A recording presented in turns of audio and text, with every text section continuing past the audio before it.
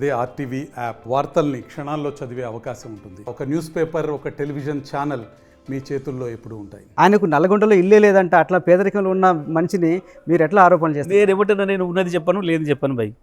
Simple. నాకు challenge చేయడం కూడా ఇష్టం లేదు, నాకు ఇష్టం లేదు. కానీ ఎక్కడైనా ఉండని లేకపోని ఆయన పేరు మీద ఉన్న ఆస్తిని నా పేరు మీద ఉన్న ఆస్తిని మార్చుకుందామా? ఒప్పుకుంటాడా?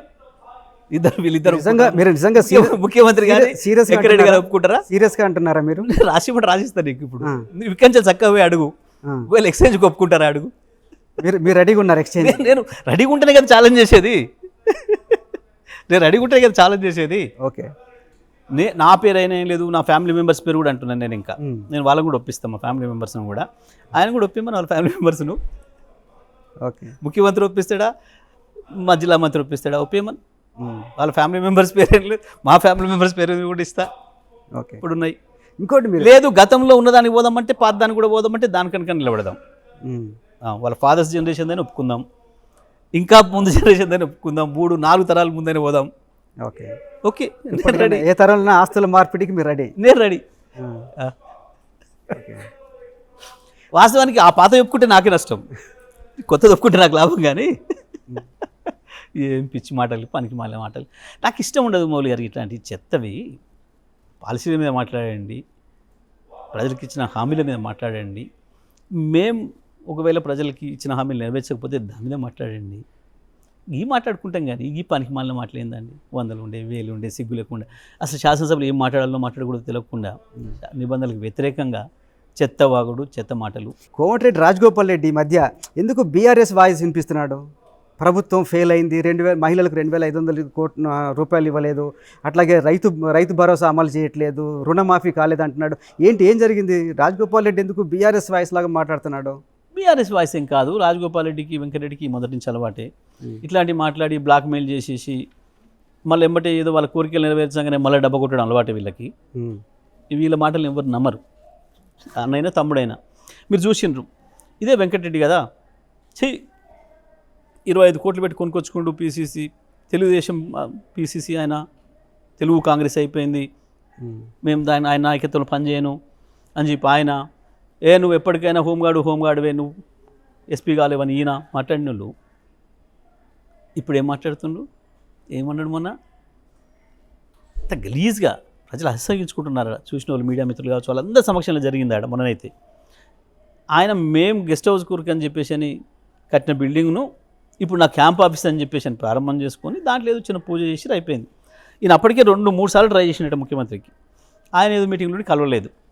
ఆ తర్వాత ఆయన ఫ్రీ అయినాక ఎవరు చెప్పినట్టుండ్రు, పిఎల్ చెప్తారు కదా, సార్ ఇట్లా ఇది ట్రై చేస్తున్నాడు ఆయన రెడ్డి అని. ఆయన ఫోన్ చేసిండు. ఆ ఫోన్ మోగేటప్పుడు చూసి, అరే రావు అందరూ రావు, ముఖ్యమంత్రి ఫోన్ చేస్తుండు. ఆడికే సంబరపడిపోయి తబ్బిబ్బు అయిపోయి ఏదో ముఖ్యమంత్రి ఫోన్ మాట్లాడి, రేవంత్ అన్న, ముఖ్యమంత్రి గారు నువ్వు 10 ఏళ్ళు ముఖ్యమంత్రి ఉండాలని చెప్పి నేను గణపతి హోమం చేస్తున్నా. సిగ్గనిపియదా? నవ్వుకుంటారు ప్రజలు, చూసేటోళ్ళు, వింటున్నారు ప్రేక్షకులు. ఎంత అగ్లీగా ఆయన గురించి ఏం మాట్లాడిను ఇప్పుడు మళ్ళీ అయిపోయింది. ఆ మాట మీద ఉంటాడా? ఫోన్ పెట్టేసి చిని అమ్మ గీని ముఖ్యమంత్రి నాల్సి వస్తున్నాయి మనం ఈ మాట మాట్లాడుతున్నాడు అట్టాడు ఆఫ్ ద రికార్డు.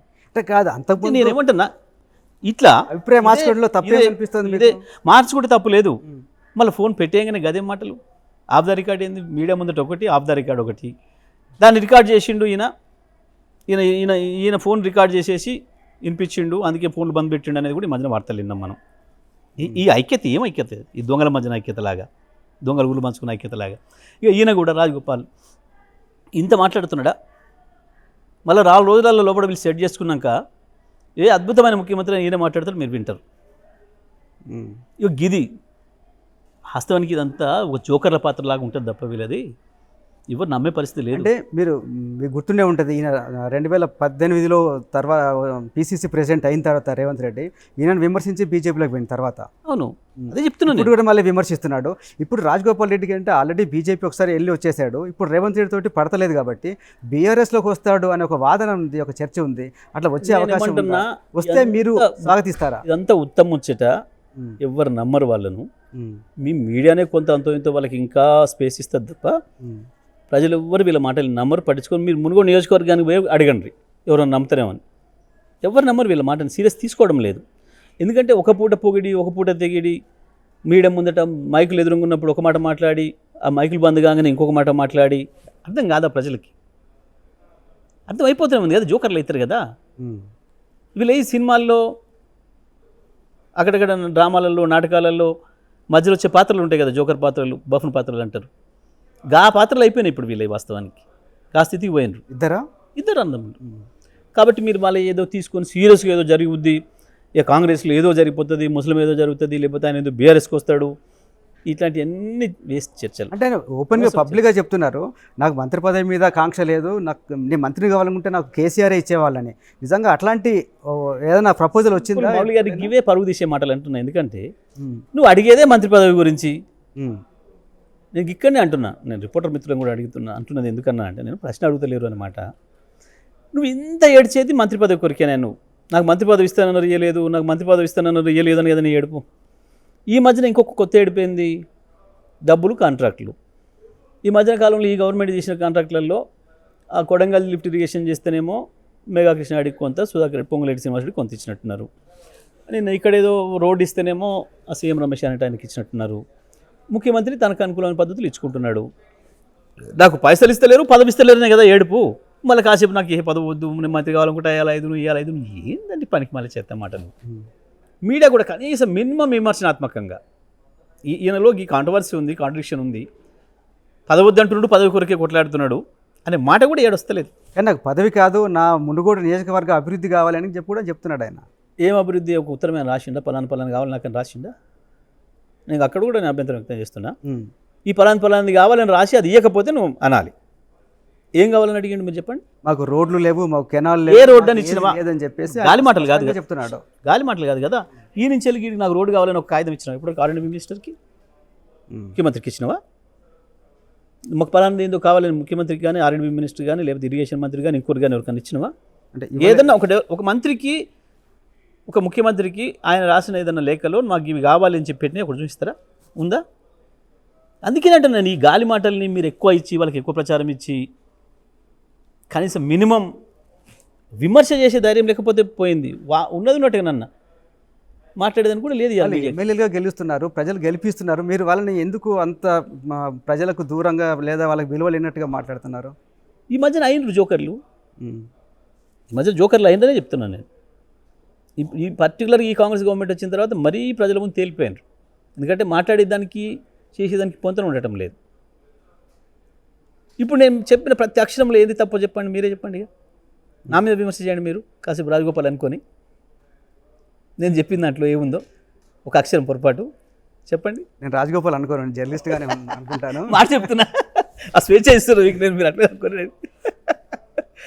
సో కాబట్టి మీరు ఇవన్నీ పనికి మాలిన ఏదో టైంపాస్ కొరకు, మనకు కూడా 24 గంటల ఛానల్ నడవడం కొరకు ఈ పనికొచ్చే ముచ్చట్లు తప్ప వీళ్ళవి ప్రజలకు అక్కరైనవి కావు, వాస్తవమైనవి కావు, మాట మీద నిలబడేవి కూడా కావు.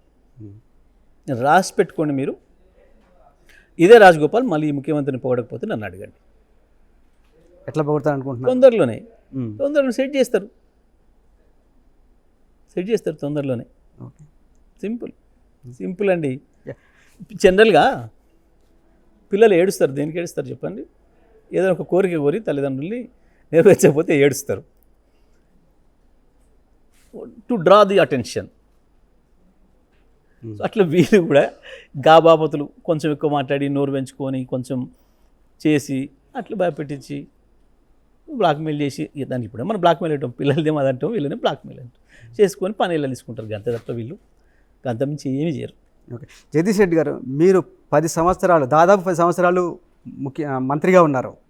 ఎందుకు ఈ గత ఎన్నికల్లో మీరు మాత్రమే గెలిచారు, మిగతా పార్టీని గెలిపించుకోలేకపోయారు? కారణం ఏంటి? సింపుల్. ఒక నల్గొండలో జరగలేదు, అది రాష్ట్రంలో పార్టీగా ఓడిపోయినాం. చాలా విషయాలు ఉంటాయి దాంట్లో, ఒకటి అని చెప్పడానికి లేదు కదా. మేము ఓడిపోవడానికి కారణాలు ఏందని గతంలో కూడా మనం చాలా సందర్భాలు చర్చించుకున్నాం. పోయినాయి, కొన్ని జిల్లాల్లో మొత్తం కూడా పోయినాయి.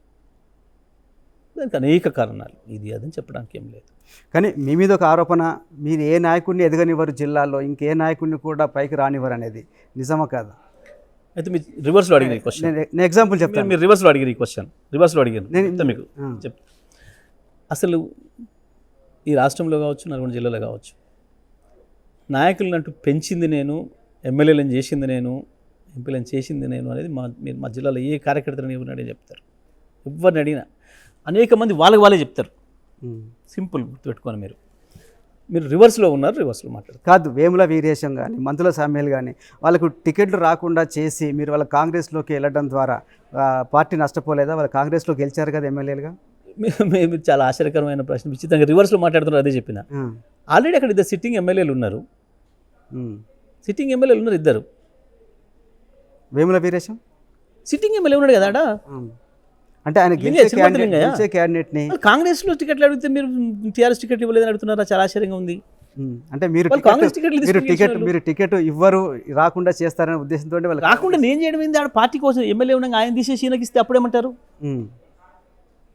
పార్టీ సీట్లు ఇచ్చేది ఫస్ట్ ఎవరో మీకు తెలుసు. పార్టీ అధిష్టానం సీట్లు ఇస్తుంది, కేసీఆర్ గారు అన్ని ఆలోచించి ఇస్తారు. అక్కడ తుంగతుర్తిలో కిషోర్ సిట్టింగ్ ఎమ్మెల్యేగా ఉన్నాడు 2 సార్లు గెలిచి.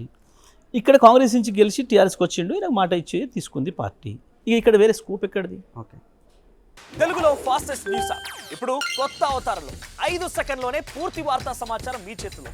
సోషల్ మీడియా ట్రెండ్స్ మీ కళ్ళ ముందుకే live TV and voice search ఆప్షన్స్తో ఇప్పుడే డౌన్లోడ్ చేయండి. యాప్ లింక్ డిస్క్రిప్షన్లో ఉంది.